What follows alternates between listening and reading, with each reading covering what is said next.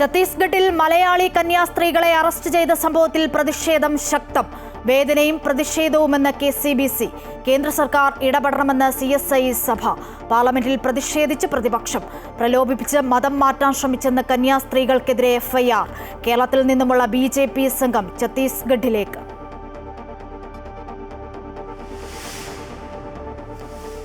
Operation Sindoor 22 മിനിറ്റിൽ ലക്ഷ്യം കണ്ടെന്ന പ്രതിരോധ മന്ത്രി രാജ്നാഥ് സിംഗ് ലോക്സഭയിൽ. ഹനുമാൻ ലങ്കയിൽ ചെയ്തതുപോലെ ഇന്ത്യ പ്രവർത്തിച്ചെന്നും മന്ത്രി. ഓപ്പറേഷൻ സിന്ദൂറിൽ ചർച്ച തുടരുന്നു.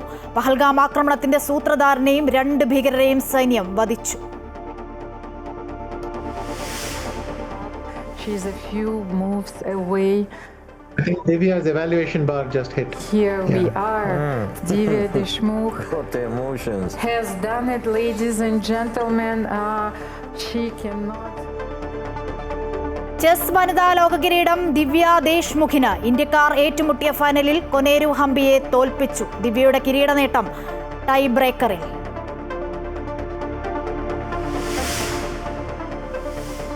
പാലോട് രവിയുടെ ഫോൺ സംഭാഷണം ചോർന്നത് തിരുവഞ്ചൂർ രാധാകൃഷ്ണൻ അന്വേഷിക്കും.